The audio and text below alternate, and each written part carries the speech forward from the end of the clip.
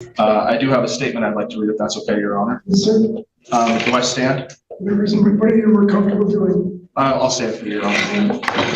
I apologize, I haven't read this with handcuffs on, so it might take me just a couple seconds. So I do apologize, I am going to have to sit down, sir. Okay. Because I have to put it flat. Dear Honorable Judge Sprinstead, thank you for allowing me to address this court today, and thank you for presiding over this case, which I know must be stressful and unpleasant. My sincerest wish is that no one should ever endure any trauma or unpleasantness due to the nature of these charges against me. Your Honor, before you issue your sentence, I would like to officially go on record as saying that I feel like I have been left without guiding light in this incredibly stressful and disastrous life-altering situation. I feel like I've been stumbling around in the dark, figuring out stuff on my own or from other inmates more than anyone else. I don't believe that is fair to me, my family, or this court. During this time, when hearings have been scheduled, I've had no idea why I was going to court or what to expect. Sometimes I didn't know what a court date was for, if I even knew about it beforehand. My ex-wife got more information from the prosecuting attorney than I got from my own.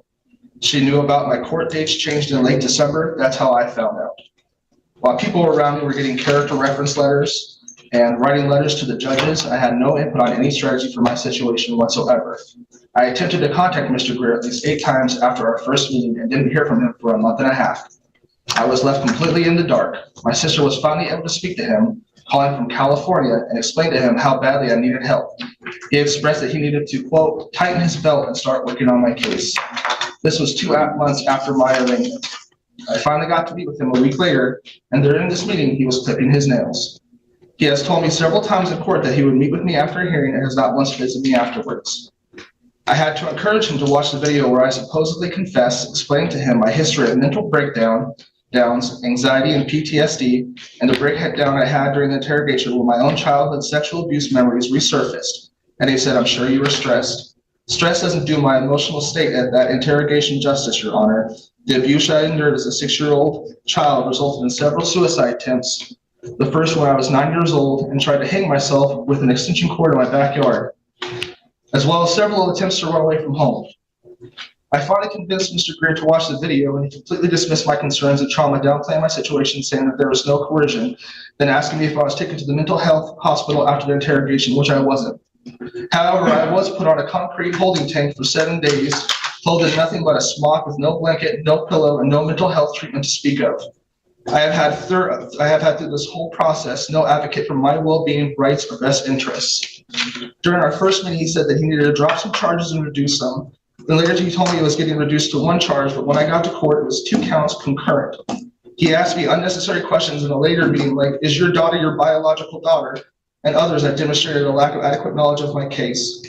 I told him I wanted to fight my case so the facts could be heard, and he told me, quote, you're not the kind of father who would put your daughter through that. I asked him for a change of venue due to social media contamination of potential jury pool, and he flat out told me no, that fewer and fewer people are on social media these days. He assured me if I would just plead no contest, I would only get 25 years in prison, and I'm not confident that he can promise that. Again, I reached out to Mr. Gill several times before today's hearing, and no answer for over a week. Then with less than a week to go, 6 days in fact, I finally reached his secretary, who told me she didn't know if I needed character reference letters to write a letter to you, Your Honor, or to even review and sign my plea. She said she wasn't sure, but I might. She'd see him Sunday afternoon, less than 24 hours before the sentencing hearing. I had no idea what a PSI was until I received it, and got more input on my PSI from the investigator than from my attorney. I did, in fact, get to meet with Mr. Greer yesterday at 11:05 a.m. when I was given my pre-sentence investigation report for the first time with no opportunity to review, revise, or dispute any of it. Before now, and as far as my plea agreement goes, Your Honor, I still have yet to see, review, or even fully consider what that plea is.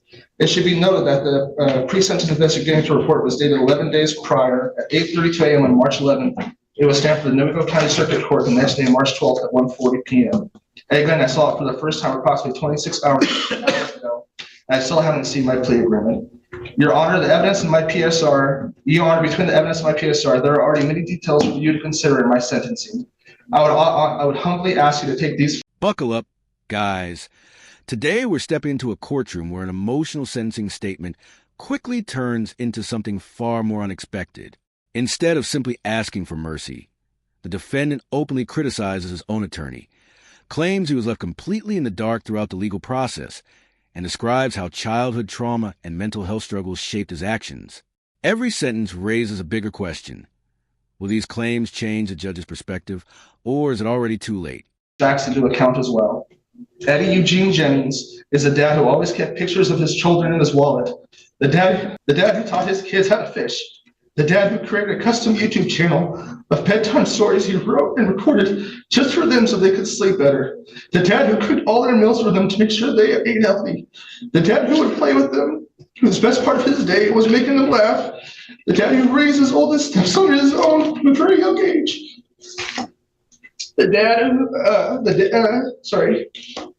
dad who sacrificed his wants, needs, and dreams for years to fulfill his greatest lifelong dream, to be the dad he never had.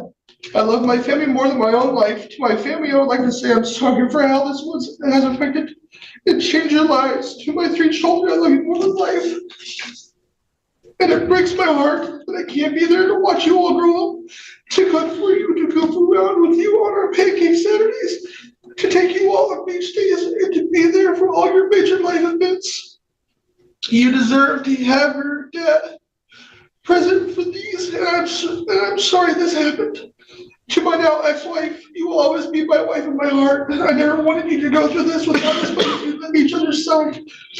I'm sorry we're not going to spend our twilight years together like we planned. I love you and you're my heart and soul. In the life after this, I hope we can find each other so I can prove to you the man I know I am and want to be.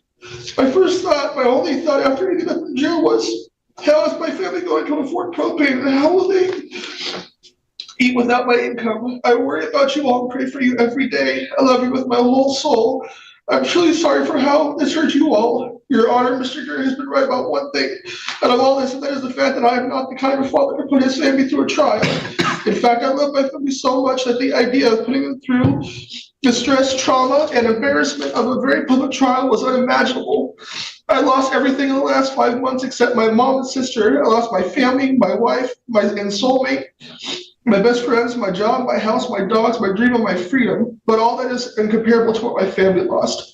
While Nuevo County's jail's mental health program are limited, I have found great comfort and purpose attending weekly church services with the chaplains as our Pause Bible-based Christ-focused fellowship group. Your Honor, whatever you decide for today, I beg of you not only for mercy in sentencings, but that where I am sent is someplace where I will be safe and have access not only to the kind of spiritual growth I've begun, but also quality mental health care and treatment that will contribute to the rehabilitation I know I am capable of. Your Honor, throughout this process, I felt helpless and hopeless. Thankfully, with the help of Jesus, I have gone for forgiveness and redemption for my soul. I just want a record to show that at no point in the unfortunate life-altering situation do I feel like I've had an advocate in my corner. While the rest of my life was on the line, I don't feel like this has been taken very seriously, but to me, Your Honor, the rest of my life means everything. Today, I'm asking you for mercy, that I have the opportunity for redemption for my life and my family, that I may one day earn the chance to be free again and be able to prove my worth to my community again. All right, guys, the courtroom atmosphere becomes even more emotional as the defendant shifts away from legal arguments and speaks directly from the heart. He reflects on being a father, husband, and provider, expressing deep regret for the pain his family has endured while pleading for mercy and a chance at redemption.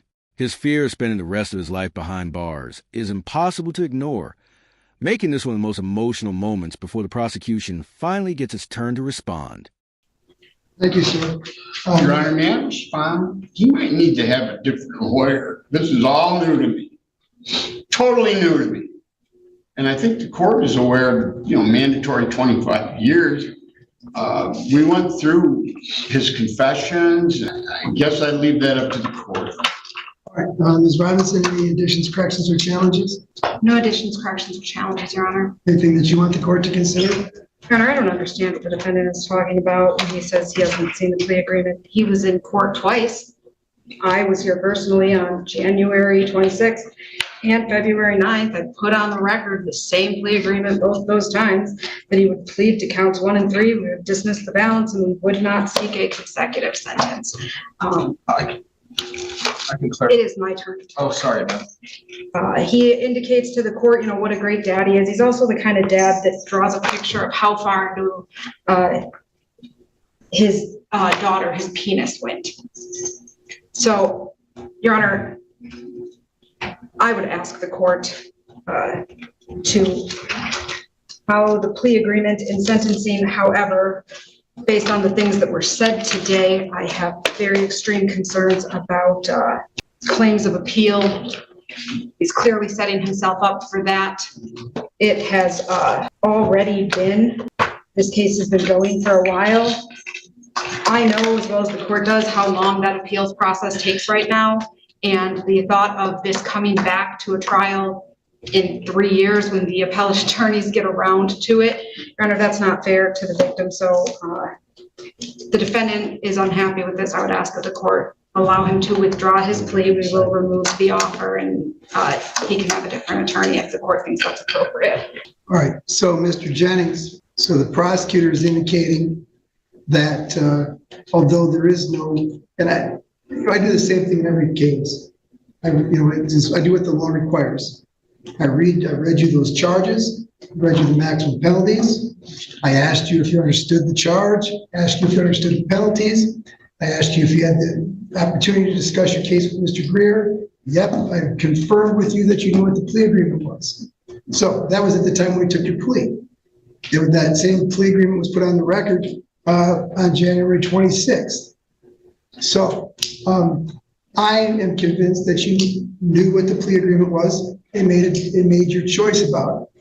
But I guess this might be a situation where you might be careful what you ask for. The prosecutor says that she would not oppose if you want to withdraw your plea. But what that means is you're starting back at square one with the potential for more charges and consecutive sentencing if you're convicted at a trial. So what I mean to say, sir, and I do apologize, is I don't know, like, because because I'm just learning, this is all new to me. This is all like, not the plea, the statement is, but I'm saying being in court and being in jail and things like that, and learning the judicial process is all new to me. So because I have federal people in my cell, they have a plea that they sign and they go over and they read all that stuff. I don't know if that's the same as in state court. So if it's not the same and it's not something I look at and I sign and that's good, then I hear the plea, I hear what it was, and I do understand. yeah, we put it on the record. Buckle up, because everything changes in this part. The prosecutor immediately challenges the defendant's emotional claims by pointing to disturbing evidence and questioning his credibility. What looked like a routine sentencing suddenly turns into a dramatic legal twist when the possibility of withdrawing the plea is placed on the table. The judge carefully explains the serious consequences, leaving the defendant standing at a crossroads where one decision could completely reshape the future of this entire case. Well, Your Honor, I've been doing this for a while. As is my experience, I don't mail those police reports and these PSIs to my client. He took it yesterday. I was there to go over it with him. There's a reason I don't do that, because inmates steal these things and then they're out there for everybody to read. It's not safe. And I told him that. I spent time. He went, I arranged to have him there to read the PSI. The police reports, because they're quite graphic. We went through the law of he took a polygraph and confessed at the polygraph, and he signed the Miranda rights. Everyone, okay. I don't understand what he's saying other than he wants to throw somebody under the bus and not take its responsibility. I wouldn't do anything different for anyone else. He's not getting that police report. I'll be happy to mail it to him in prison if that's what he wants. I'm doing it for his benefit. I'm sorry, Your Honor. He completely caught me off guard with this. Never once did he let me know that he wasn't satisfied. Not once. Not once. So what do you want to do, Mr. Jennings? Do you want to continue on with sentencing today, or do you want to start over? I want to continue on with sentencing today. I can tell you, don't let those guys in the cell, they'll fill your head full of crap. And never listen to a jailhouse lawyer because they're already in jail. That's a fair point. Your Honor, may I just put on the record that The victim's mother is here and she has indicated to me that she does not wish to speak. So she did have the opportunity to do so, but Okay. no statement will be made at this time. All right, we're dealing with 2 counts of criminal sexual conduct in the first degree. The court recognizes that the advisory guidelines would suggest a sentence between 135 months and 225 months for both counts. The court's going to exercise my discretion. All right, guys, this is the moment where every argument finally leads to the court's decision. Defense counsel responds to the accusations. The defendant ultimately abandons the idea of starting over, and the victim's family chooses to remain silent. With all sides heard, the judge delivers a sentence that will define the rest of the defendant's life. If you found this courtroom breakdown informative, don't forget to like the video, subscribe to the channel, and turn on notifications so you never miss another real courtroom case.